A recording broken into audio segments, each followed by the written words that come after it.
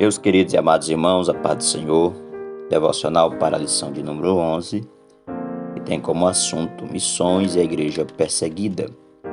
O textuário diz: e também todos os que piamente querem viver em Cristo Jesus padecerão perseguições. Segunda carta de Paulo a Timóteo, capítulo 3, verso 12.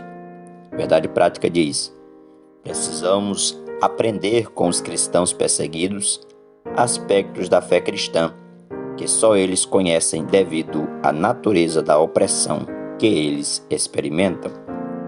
Leitura diária de hoje, sábado, 2 Coríntios, capítulo 11, verso 22 ao 28. Perseverança e resiliência num contexto de perseguição. Diz o texto bíblico: são hebreus? Também sou. São israelitas? Também eu. São descendência de Abraão? Também eu. São ministros de Cristo? Falo como fora de mim. Eu ainda mais. Em trabalhos, muito mais. Em açoites, muito do que eles. Em prisões, muito mais. Em perigo de morte, muitas vezes. Recebi dos judeus 5 quarentenas de açoites, menos uma. 3 vezes fui açoitado com varas, 1 vez fui apedrejado, 3 vezes sofri naufrágio, 1 noite e 1 dia passei no abismo. Em viagens, muitas vezes, em perigos de rios, em perigos de salteadores, em perigos dos da minha nação, em perigos dos gentios, em perigos na cidade, em perigos no deserto, em perigo no mar, em perigos entre falsos irmãos, em trabalhos e fadigas, em vigílias, muitas vezes, em fome e sede, em jejum, muitas vezes, em frio e nudez. Além das coisas exteriores, me oprime cada dia o cuidado de todas as igrejas. Meus amados, a chave para esse texto, versículo 28. Se fosse parafrasear, seria: sem dúvida, passei por muitas provações, mas a maior delas, o fardo mais pesado de todos, é minha preocupação com as igrejas. O termo preocupação significa pressão, tensão, ansiedade. Outras experiências haviam sido exteriores e ocasionais, mas o peso das igrejas era interior e constante.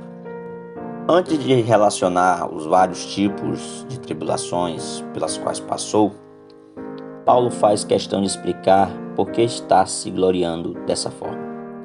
O apóstolo nunca teve dificuldade alguma de se gloriar de Cristo e de falar dos sofrimentos dele, mas sempre evitou falar das próprias experiências dolorosas como servo de Deus.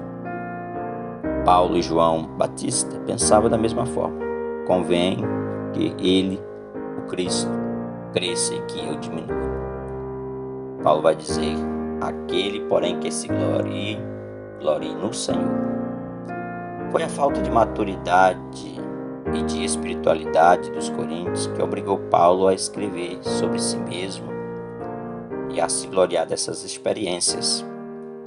O apóstolo começou pedindo desculpas por se gloriar e repete essa ideia em outros versículos durante o capítulo. Paulo não nega a inspiração de suas palavras, mas antes admite, ao se gloriar, está sendo muito diferente de Cristo.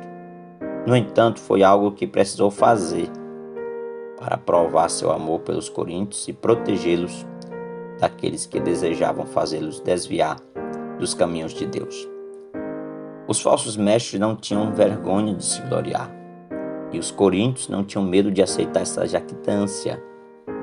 E temos a impressão de que Paulo está dizendo: uma vez que a nova moda em sua congregação é contar vantagem, então vou fazer o mesmo. É possível que Paulo tivesse em mente o princípio de Provérbios, capítulo 26, verso 5, que diz: ao insensato responde segundo a sua astúcia, para que não seja sábio aos seus próprios olhos. Além disso, Paulo só estava se gloriando para o bem da igreja enquanto os falsos mestres se gloriavam visando o benefício próprio, ou seja, aquilo que poderiam obter da igreja. Mas a motivação de Paulo era pura.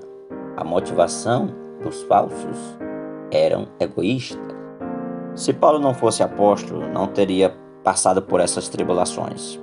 Recebeu açoite sem medida, tanto de judeus quanto de gentios. Em 3 ocasiões apanhou com varas, em 5 ocasiões recebeu 39 açoites dos judeus. O livro de Atos relata um açoitamento, lá em Atos 16, 22, e um apedrejamento em Atos capítulo 14, verso 19. Paulo sabia desde o início de seu ministério que sofreria por amor a Jesus, e Deus lhe reafirmou esse fato no decorrer do seu ministério. Aquele que faz outros sofrerem por causa de sua fé deve sofrer aflições na própria pele por essa mesma fé. Qualquer viajante daquela época havia passado pelo menos uma dessas situações que Paulo passou.